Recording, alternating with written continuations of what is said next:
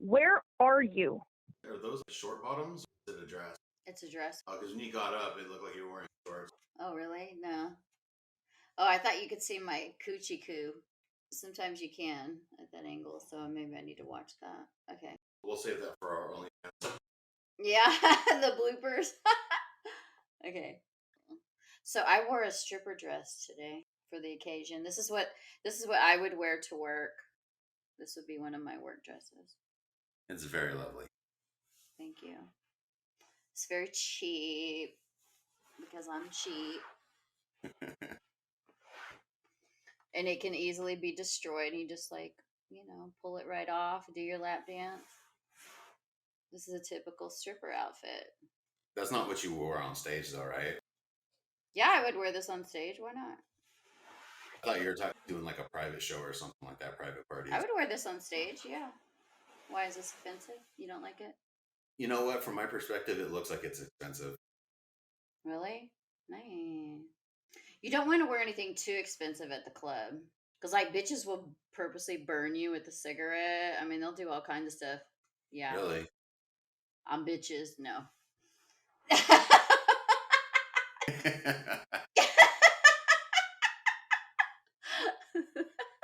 Looking hilarious. I tell them I'm all my shit. No. Yeah, we never have to worry about any of that. The worst kind of sabotage that we would get would be if we got our bottoms mixed up. They might be bigger hip size, and then they would squat down, and then something would tear. They wouldn't say anything about it. The following week, you'd find it, and oh, there's my G.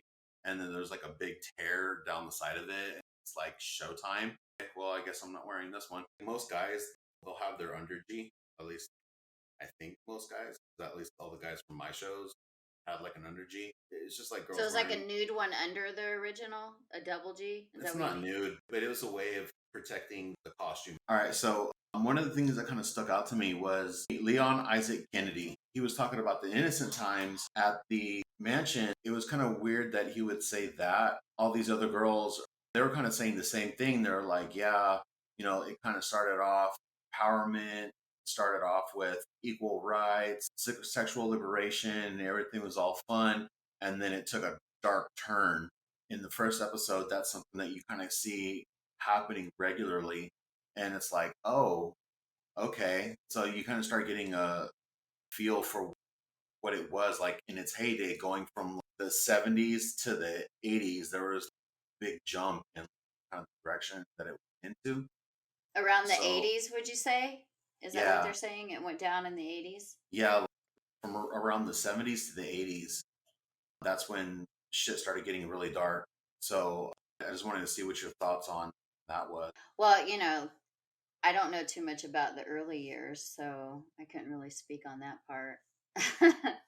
But so I do remember like some of the girls. I just remember it always being like a fantasy that everyone wanted to do Playboy. And even in modeling, as we would talk to photographers, they would list it as Playboy nudes or penthouse style. Like that was like a style of photography. So it was like the standard. And Playboy was considered like classy. Yeah, for sure. So you would do nudes, but it was a certain way that you did nudes. So everyone wanted to be in Playboy. That was kind of like the goal. There was photographers that used Playboy as an in, like they could get you into it, and they really had no in. You could always submit models.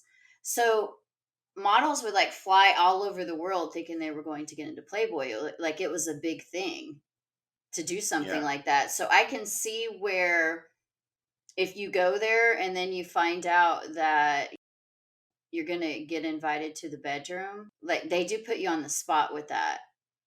And you have to make a split second decision what you're going to do. So there's a lot of girls that they think they're going to get a lot of money, but they don't tell you that it's small payments over time. Like no one sits down and goes over the money and the planning and what it takes.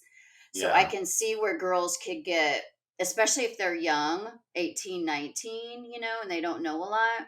I could see where they could get roped into a situation and then not knowing how to get out of it because of who he is. And they want a career and they want to be an actress. And a lot of girls are struggling when they join the magazine. He likes to get girl next doors that, are from really small towns, have a certain look. It's not like overly, like natural, you know? It's a look, it's a vibe. So it can be overwhelming to not follow through. And then some girls have it in them to follow through and they don't mind going through all of these steps to get to Playmate of the Year or Pamela Anderson or Jenny McCarthy level. Like there are girls that you have to flirt with him and be in his face a lot, and then he remembers you, and then he puts you in more stuff. But then he had some girls that, like the Holly and the Bridget. Honestly, people were laughing at them because they were like the girlfriends that he never put in the magazine, and they were doing all of this stuff, and he never like Just being all extra. gave them anything. Like they were there for years, before they Yeah. finally got the girl next door. He wouldn't put them in anything. So Now, do you think if those girls had agents or like professional entertainment management that he would have booked them? they do have a Playboy agent. When you work with Playboy, you everything that you're going to do in regards to Playboy, there is a lady in charge. But like if you already have your own agent, No, Playboy's your agent. oh, okay. So like if somebody had like a contract with an existing agent, they just wouldn't even consider you then. Well, you have to go through Playboy because like you're like his model. Hmm. And even when you do like interviews, like phone interviews, they're right there listening. Just trying to make sure that you don't say anything stupid, I'm not really sure. incriminating. If you do say something wrong, they might have like a talking, like, don't say this or, let's not. Right. Because I remember I had once made a statement, not with Playboy, but another magazine, where I was saying how my little brother saw it and he was underage. So that was a problem. Like, things that don't sound good. You Right. learn through Right. trial and error. They don't really sit you down and say, don't do this and don't do that. You mess up and then they talk to you about it. So, yeah, that's my experience. So there's no guidelines that they kind of No. coach you on, like when you first started doing. Mm-mm. Do you Mm-mm. think they started doing that like in the later years? Coaching? Yeah, with the whole social media and started, becoming popular. Maybe. Brand and the Playmates started using their own social media to kind of build their own things. I just wonder if they started to have to do media coaching for the girls because put something on social media and it just, if it's interesting enough, it'll Mm-hmm. spread like wildfire. Mm-hmm. So I'm just curious. I know you weren't there, but Yes. it's still interesting. And I wonder if anybody knows, drop it in the comments or hit us up on Yeah. strippershitpod.com. We'd love to hear some info about that. I just thought that was really interesting how they had that dynamic between the innocent years and then they had the darker years. The innocent in the 70s. Oh my God, that sounds like it wouldn't be that innocent, honestly. It Seriously, seems like it would be more wild. you watch the videos from the 70s and the 80s, and it's just, for me as a young dude, I was like, that looks like paradise. Everybody's free. It's like a level of Yeah. freedom that you can't even really conceptualize until you see something like Hef and the Mansion, all the Playboy Bunny, your Playmates. Wow, that's just like an incredible fantasy. And then you kind of start finding out how he kind of leveraged this idea, this fantasy, and invited other people who were like on the upper echelon of Hollywood and Mm-hmm. media, got them to participate, and then just later on down the road held that stuff they did over their head, like, oh, you're gonna say this about us? Remember this? I don't think so. I don't understand how that would work exactly. It's basically like extortion or blackmail. So towards the end of the episode, they But how could you blackmail someone like? so a couple of the valets and I think like the butler or something, Mm-hmm. they said that they would invite the media to come over to the mansion and partake in the parties, and everything was being recorded. Once everything was recorded, those people got involved with whatever debauchery was happening. When Playboy PR team found out that, hey, this particular media outlet's going to do an article on the debauchery or on the women claiming that they've been abused, and then Mm-hmm. they would reach out to those media outlets, the person who read that Wow. piece or whatever, and they'd say, hey, and they'd show them, we still Wow. have this on you. If you release that, we'll release this. And then they never did. They had that control for the media for decades. Wow.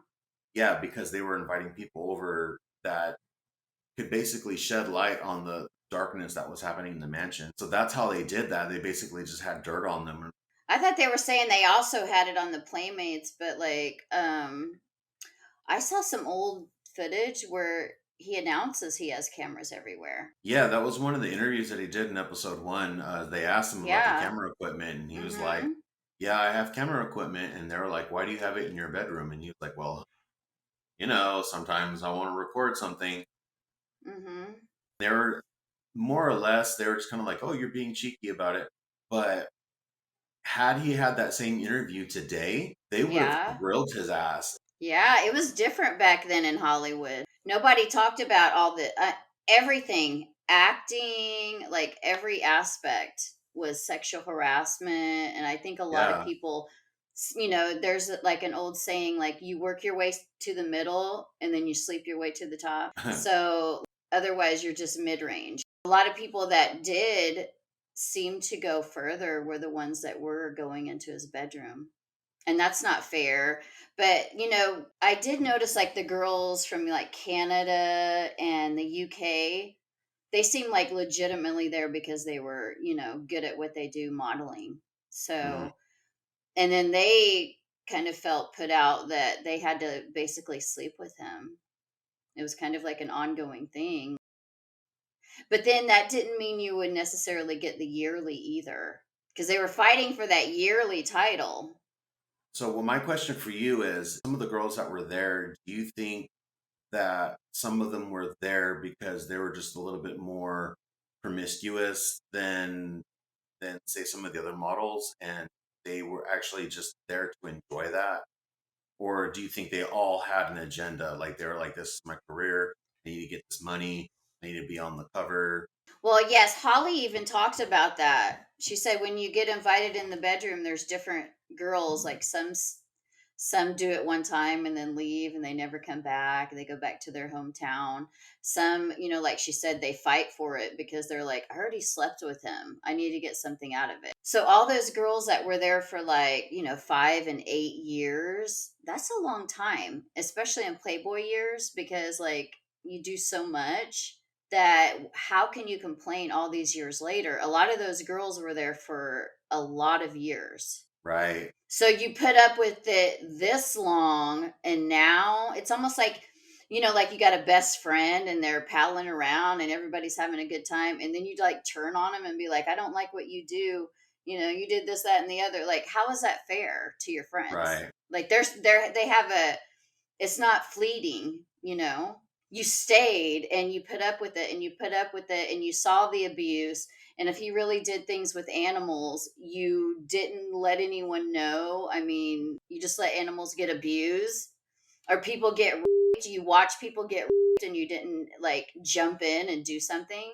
Like a lot of them were saying they watched things happen. Yeah, like the butler, he was saying that he knew Yes. that Jennifer Saginaw was underage. He admitted that he served her drinks. She was in bed with like another person. It's like, why wouldn't you say something to someone? And he was like, oh well, I just kept quiet about it. To keep the job, or, doesn't. That wouldn't fly nowadays. Nowadays I think you he would have can been drink if arrested. you're at home and your parents are there, and you don't have to be like, I think you can be younger. Not in California. 16? Really? No, in California, it's pretty hard. Like Even like back in the 21 day? and This was a over. long time ago, like in the That's 80s, true. or That is true. That the was like laws were it was the different. early '80s when this was going down. Hmm. Everything is different. Yeah, I remember like my dad used to send me to the store in downtown in Yeah. Salida where I lived, and I would buy beer for him and they would just sell it to me and then I'd bring it home. That was just a Yeah. regular thing. I remember doing that at multiple Mm-hmm. stores, for my dad, and it's astonishing how much that's changed over the years. So yeah, I'm sure it was more like socially acceptable to be able to have drinks or whatever when you're that age. But Mm-hmm. With parents, and apparently her dad was there. So then they yeah, were like, I think he was there because he was probably giving them the mhm. Quaaludes. Oh yeah, well, he was a doctor, Yeah, that's what I'm thinking. That's why that relationship, like, why not move the doctor in, kind of like Michael Jackson does, right? right? I mean, you make friends with people, like it's networking, makes it easier. The doctor and have there was a scene where Jennifer was talking about how they kind of trained her how to examine the girls. She realized that it was a business thing. It was she called them a commodity. Said, "Oh, the Mm-hmm. women were commodities." I was just thinking about that, and it's like, well, if you work in entertainment, you are a That's how it commodity. is. Yes. That's the way it is, and it just happened to be with this particular publication, they Mm-hmm. were the commodity was hot naked girls, and not only that, but like this whole lifestyle of Playboy. Right. So that was a commodity, and it was almost like she had this realization. She had it when she was a kid, but I think her thing was that she had this. She called it magical, the mansion and half and all that. And Yeah. she had all this praise, and then when she realized that it wasn't what she thought it was, that's when she was like, "Oh, this is dark." I think we all kind of have that in our individual lives growing up.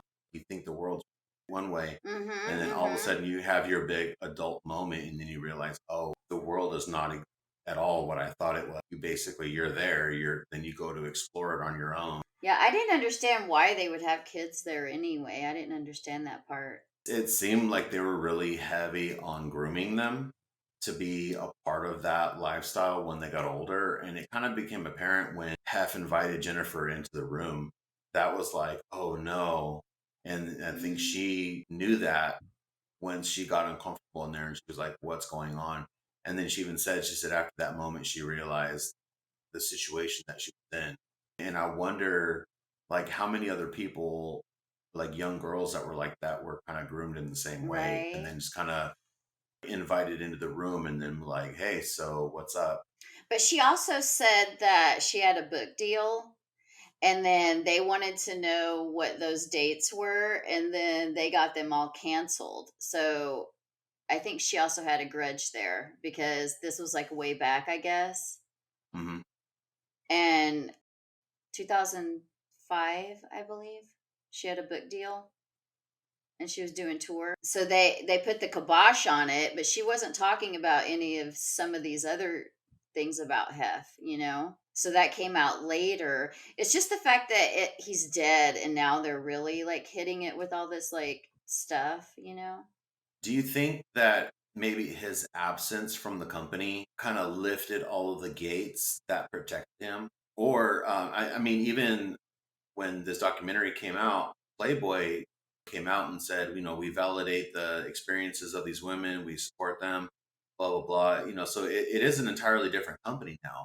And they've made a really hard Yeah, line in they're a the lot sand. different now. We're not associated with what happened in the Mhm. past, where this is what we're doing, this is the direction we're going. So maybe his absence from the company took away the protections that he had like built into it because they said it straight up. His PR and marketing team would go and threaten people if they were going to say or publish anything that would defamate Hugh Hefner. So Yeah. Oh, he was always kind of threatening to crazy. sue people. Yeah, he was sue happy or threatening a lot. So there was that threat that, he's got more money than most people. But a lot of the stuff already came out in some of the books. Like it's just kind of rehashed stuff, but there's, some new things. But when those books were coming out, no one spoke up in defense of Holly. Right. Okay. So she was the main girlfriend, but she wrote a book in 2007. No, Have you read any of 2017. those books? I did the audio. 2017, she wrote a book. I mean, there was several books already. When you listen to the audiobook of that, was there a lot of oh god that's horrible moments in it. Well, it's eye-opening because, I was asked to come into the room and smoke weed as well. Like Bridget called me on the phone and asked me to smoke weed. And she told me that we could just play around with the girls, we could just smoke weed, but to wear a thong panty, and if you wanted to have sex with him, to take your panty off. Like she said that. Wow. Yeah. It does sound like he had a lot of things in place that basically just caters to him and his ego. Like I mean, fuck, he really was the king of that shit. Yeah. But he's having, like, Bridget was doing that though. Bridget's not taking accountability that she was like a wrangler, basically. She tried to wrangle me. So she was his Ghislaine Maxwell. The weed invite. Yeah. Yeah. Bridget was. Damn. But then at the same time, she says how she tries to get models to overdrink so they have a really bad photo shoot and then they don't get picked. Oh, really?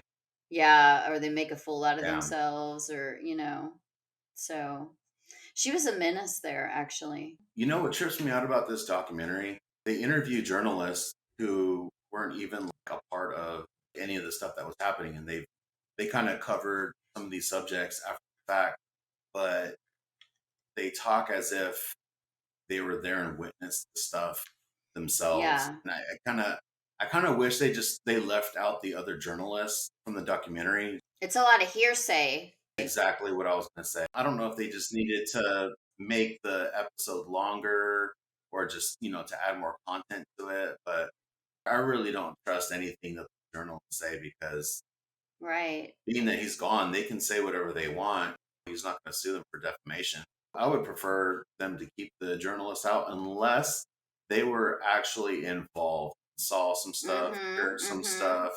That was like really the only other thing that I really didn't like about the episode, just the journalists that are involved. Right. Well, the guy that also said that he saw one of the models getting raped and he didn't do anything. And then Sandra Theodore in episode 1, I believe she said that she saw a girl getting raped and she I'm gonna just have to watch it waited. again. I missed that part, but yeah, damn. Yes. But they said she was doing some nasty stuff with him for a lot of years. Oh, I bet. And now she's complaining because she's not there anymore, I guess. I mean, Yeah. it's just like when you're in a relationship and then the relationship is over, then you have a lot of complaints, right? But during it, you're having the time of your life, right?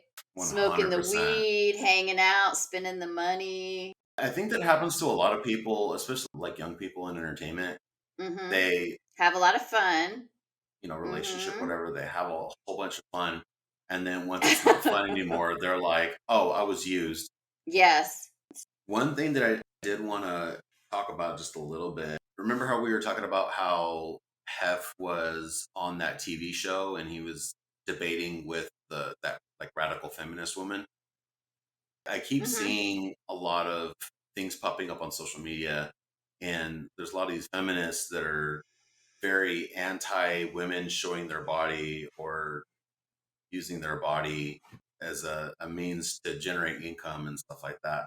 It just reminded me of an article that came out a couple of years ago. It was written by a journalist up in Tahoe for the local newspaper.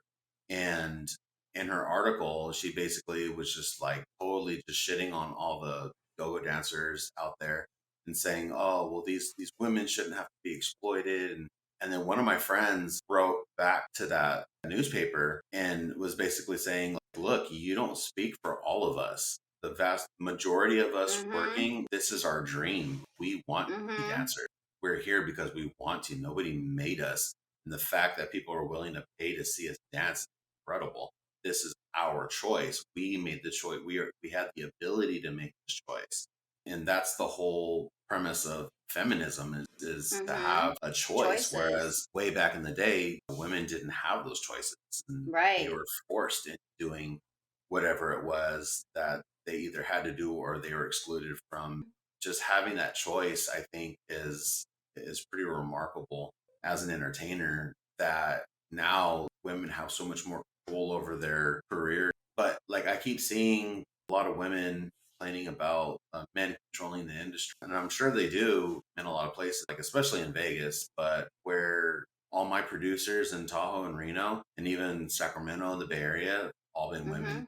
Their boss's boss, were women.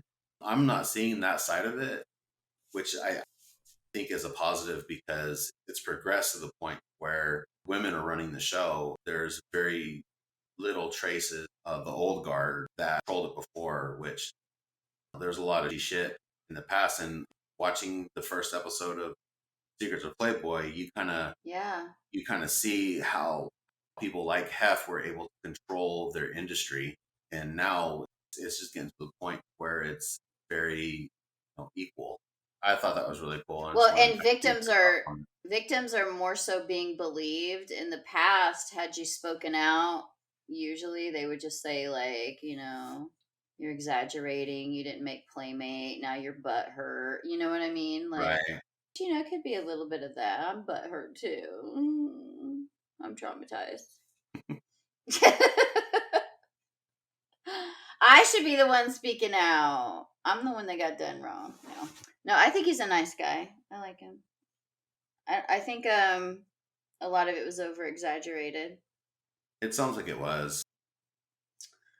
You keep telling it over and over, you're going to exaggerate. If you're going to get paid for something, you have to give them something to pay for.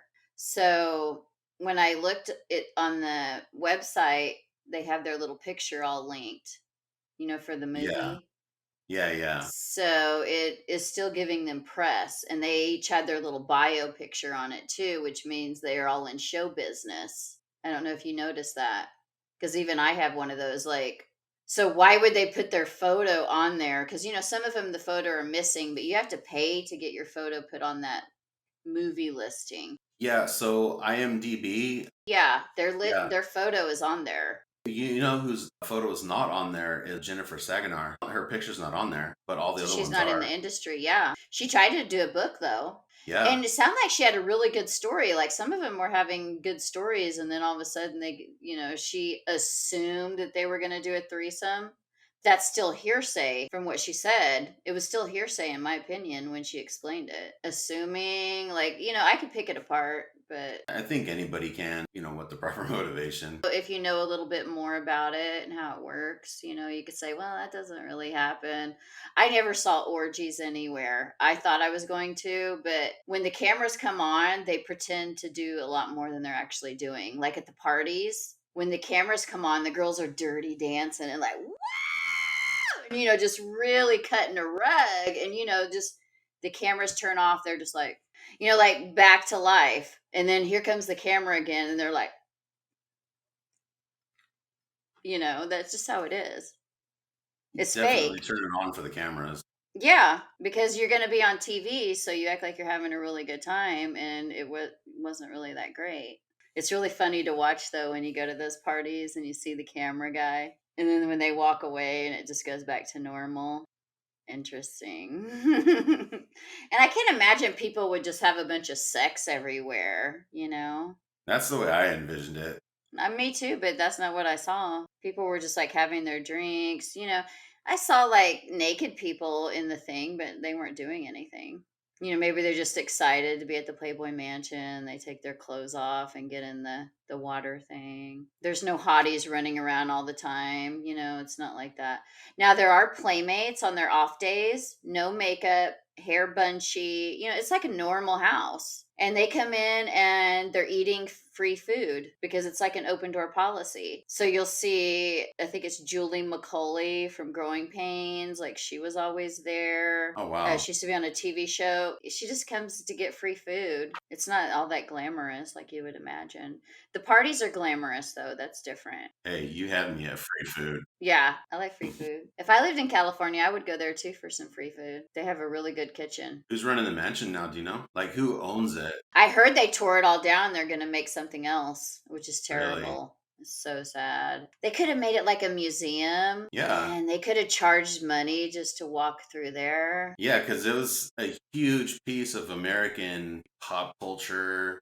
I know. Like a symbol for America. They should have made that a museum. You're brilliant.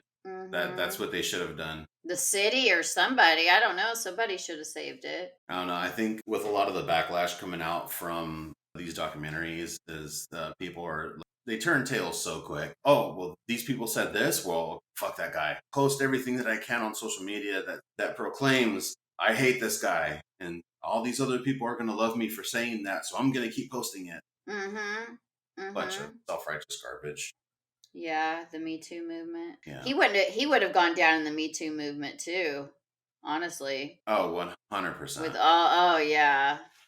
And when I was there, all these photographers, they knew what was going on. They were all a part of the thing. They're not trying to warn you. Like, that's a goal to go there. And they're not like, hey, you might want to watch out. He might invite you to the bedroom. They're just like, it's her problem. So there was a lot of people involved in the whole thing, if that's, how it went down. Yeah, that's crazy. So shouldn't they get in trouble? I think that there should be a level of accountability there. Because you didn't save a girl. Yeah, if it was anything else, if somebody was like, oh yeah, I saw a girl being 20 years ago and I chose not to say anything. I don't know the stipulations are as far as things happening in the past, but I would assume that there'd be some sort of legal repercussions on that for not saying anything for years and then all of a sudden saying it like, oh yeah, I saw that. Especially the girlfriend, like she already got her playmate, right? She already got her money. She's not getting a lot from Hefner. What, you get $1,000 a week? She could have stuck up for that girl, pummeled Hugh Hefner, just like, called the police and just beat the tar out of him, had the cops called, pressed charges, right? Yeah. And gotten a bigger payout and be the hero that she beat up Hugh Hefner for raping a girl. Or the other guy. I can understand he probably doesn't want to lose his job, but it's just like people are just so wimpy. Like, you see someone getting raped and you don't just like beat up Hugh Hefner. What is this, New York City? I don't know. Even New York acts better. It seems like a lot of cowardice. Yeah. I would want someone to save me. You're just going to sit there? Right. Yeah, fuck that. I'd be super offended. Like, who is that girl that got raped? I want to talk to her. Like, who was that girl? Like, get to the bottom of it. And they should be taking a lie detector test too. Like, get the Moripovy out here. Isn't he the one that does it? I know. I want to see lie detector tests. They should definitely be screened through something like that before they go into a documentary series like this. Because a lot of the accusations that they're making are too big. They could just be very good actors and liars.